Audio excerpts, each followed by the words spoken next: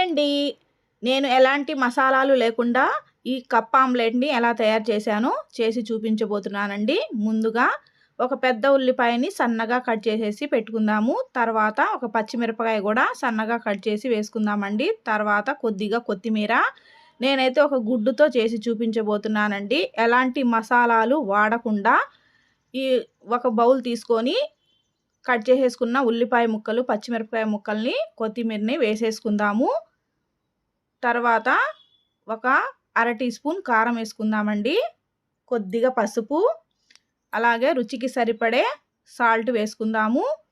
ఒక స్పూను నూనె కూడా వేసుకుందామండి.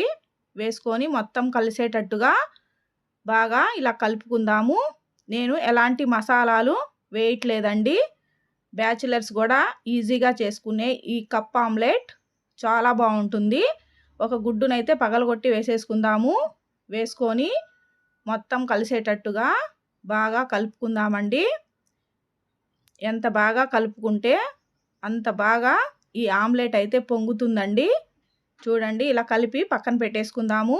తర్వాత స్టవ్ వెలిగించేసి ఒక గుంటగా ఉన్న ప్యాన్ అయితే పెట్టేసుకుందాము.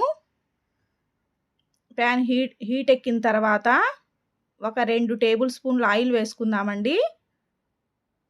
ఆయిల్ హీట్ ఎక్కిన తర్వాత కలుపుకున్న గుడ్డు మిశ్రమాన్ని వేసేసుకుందాము. వేసుకొని ఒక పక్క తిప్పుకుందామండి. కాలిపోయింది, గోల్డెన్ కలర్ వచ్చేసింది చూడండి. అలాగా 2 పక్కల చక్కగా ఎర్రగా కాల్చుకున్న తర్వాత ఒక ప్లేట్లోకి అయితే తీసేసుకుందాము. 2 నిమిషాల్లో రెడీ అయిపోతుందండి ఈ ఆమ్లెట్. వీడియో కనుక నచ్చినట్లయితే లైక్ చేయండి, షేర్ చేయండి, కామెంట్ చేయండి, హైప్ చేయండి. Bye friends.